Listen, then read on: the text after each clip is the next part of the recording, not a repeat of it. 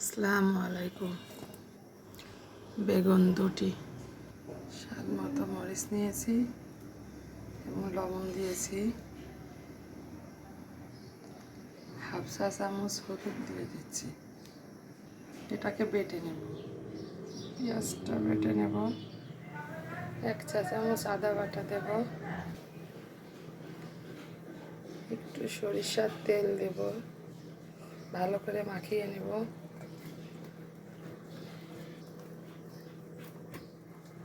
দশ মিনিট রেস্টে রেখে দেব। পরিমাণ মতো সরিষার তেল নিয়ে নিয়েছি, বেগুনগুলো ভেজে নেব।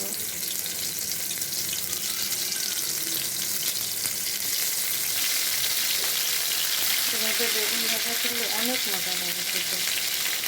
আপনারা ট্রাই করে কমেন্টে জানাবেন কেমন হয়েছে।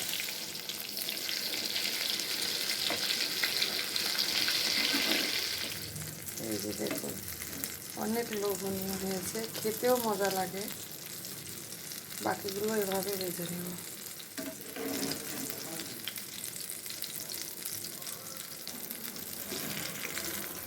মশলাগুলো উঠিয়ে নেব। মশলাটা খেতে ভাতের সঙ্গে অনেক মজা লাগে। 3টি বেগুন, 3টি আলু সাইজ মতো কেটে নেব। পরিমাণ মতো তেল দিয়ে দেব। 1 কাপ পেঁয়াজ কুচি, স্বাদ মতো কাঁচামরিচ।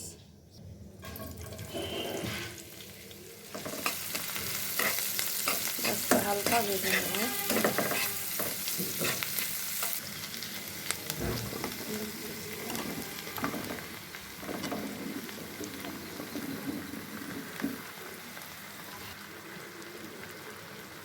স্বাদ মতো লবণ,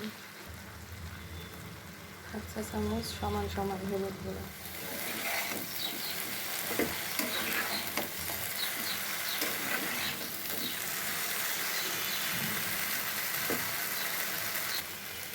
ঢাকনা দিয়ে ঢেকে দেব।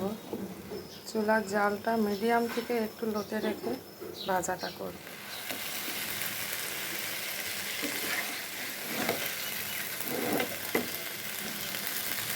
এটা সকালে রুটির সঙ্গে আমাদের সবারই খুব ভালো লাগে। ভাতের সঙ্গে ভালো লাগে, তবে আমরা রুটির সঙ্গে